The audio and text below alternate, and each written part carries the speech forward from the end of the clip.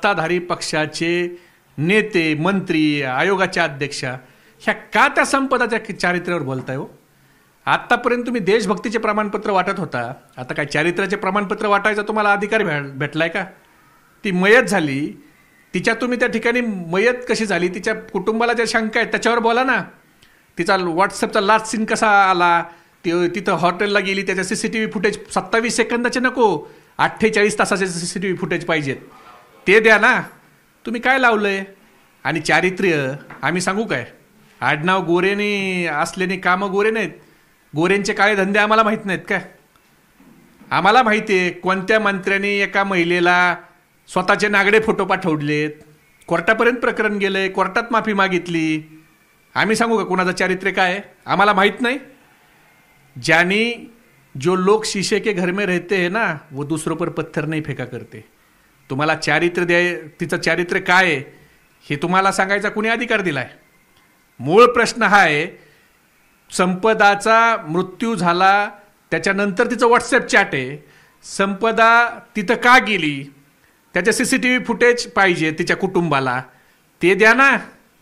तिच्या चारित्र्याचं प्रमाणपत्र वाटायचा अधिकार तुम्हाला कोणी दिला? तेवढी नैतिकता आहे का स्वतःची तिचे चारित्र्याचे प्रमाणपत्र देणाराची? त्यांनी काय काळे कारनामे केलेत आम्हाला माहीत नाही? त्यांचे चारित्र्य आम्हाला माहीत नाहीत का?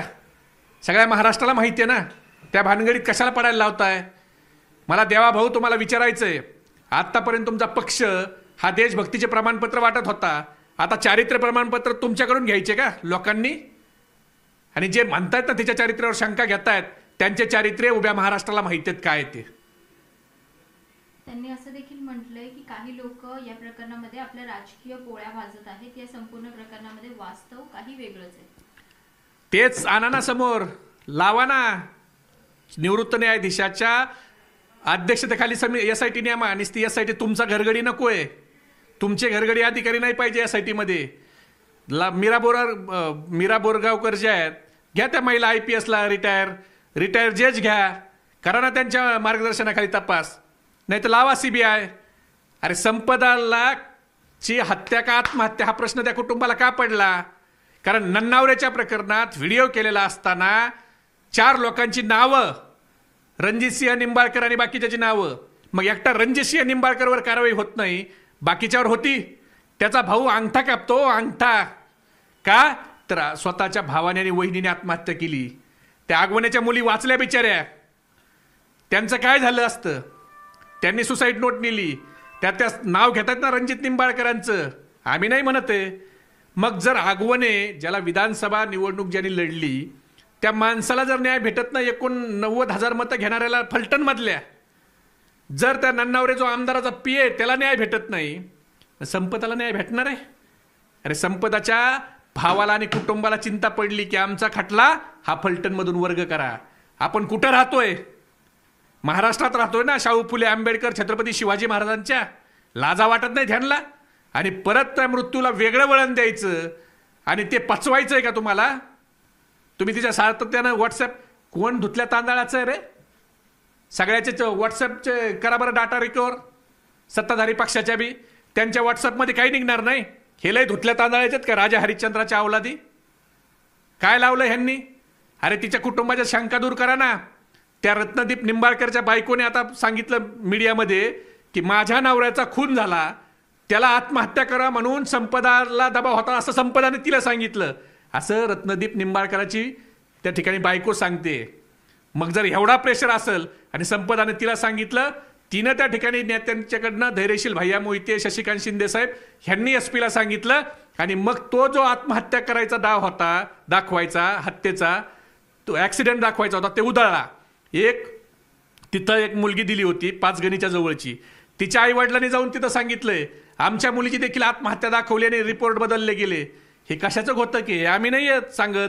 ज्या मुलीचे आईवडील तिथं पाचगणी पोलीस स्टेशनला गेले, पाचगणीच्या जवळ त्यांचं गाव आहे, त्यांची मुलगी फलटणमध्ये दिली होती, तो कुणाचा कार्यकर्ता आहे मग?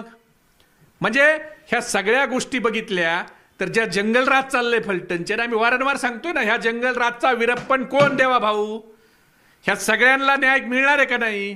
का पोलिसांनी एवढी घाई केली संपदाचा मृतदेह खाली घ्यायची? ज्या तुम्ही म्हणताय ना सुसाईड नोट लिहिलेली तिने हातावर, तो पेन कुठे आहे? त्या पेनवर फिंगरप्रिंट चेक केलंय का तुम्ही? काय चाललंय काय नेमकं तुम्हाला कॅरेक्टर तिचं काय हे करायचंय. मग संपदा तुम्ही हत्या केलेल्या आत्महत्या दाखवत नव्हती म्हणून पुढचं पाऊल उचललंय का. म्हणून जसं तुम्ही म्हणता ना वारंवार तुमची लोक जिहाद जिहाद लव जिहाद आमका जिहाद, तसं मग काय कुणी प्लॅन केला तिच्याकडे एखादा मुलगा आणि मग त्याच्याकडनं काही डाटा करून ठेवला आणि मग तो त्या ठिकाणी तुम्ही वापरताय आता तिचं कॅरेक्टर हे करायला, तिची हत्या करून आत्महत्या दाखवण्यासाठी. हा प्रयत्न आहे का. याची देखील चौकशी झाली पाहिजे ना. हे देखील शंका यायला लागल्या आता मनात. वारंवार जी मुलगी एक बहीण आपली जी वारली तिचं कॅरेक्टर आणि चारित्र्यावर संशय निर्माण करणारं गोलगोल बोलताय. अरे लाजा वाटू द्या. आणि जे बोलतायत त्यांचं कॅरेक्टर काय हो, काय त्यांचं कॅरेक्टर. उघडे नागडे फोटो पाठवणारा नाही, संपदाच्या चारित्र्यावर बोलावं हे नवलच नाही का.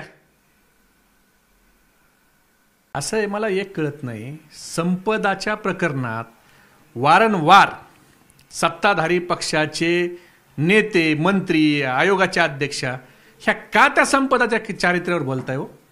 आतापर्यंत तुम्ही देशभक्तीचे प्रमाणपत्र वाटत होता, आता काय चारित्र्याचे प्रमाणपत्र वाटायचा तुम्हाला अधिकार भेटलाय का. ती मयत झाली, तिच्या तुम्ही त्या ठिकाणी मयत कशी झाली तिच्या कुटुंबाला ज्या शंका आहेत त्याच्यावर बोला ना. तिचा व्हॉट्सअपचा लास्ट सीन कसा आला, तिथं हॉटेलला गेली त्याच्या सीसीटीव्ही फुटेज 27 सेकंदाचे नको 48 तासाचे सीसीटीव्ही फुटेज पाहिजेत ते द्या ना. तुम्ही काय लावलंय. आणि चारित्र्य आम्ही सांगू काय, आडनाव गोरेने असलेने कामं गोरे नाहीत. गोरेंचे काळे धंदे आम्हाला माहीत नाहीत काय. आम्हाला माहिती आहे कोणत्या मंत्र्यांनी एका महिलेला स्वतःचे नागडे फोटो पाठवलेत, कोर्टापर्यंत प्रकरण गेलंय, कोर्टात माफी मागितली. आम्ही सांगू का कुणाचं चारित्र्य काय आम्हाला माहीत नाही. ज्यांनी जो लोग शीशे के घर में रहते हैं ना वो दूसरों पर पत्थर नहीं फेका करते. तुम्हाला चारित्र्य तिचं चारित्र्य काय आहे हे तुम्हाला सांगायचा कुणी अधिकार दिलाय. मूळ प्रश्न हा आहे, संपदाचा मृत्यू झाला त्याच्यानंतर तिचं व्हॉट्सअप चॅट आहे, संपदा तिथं का गेली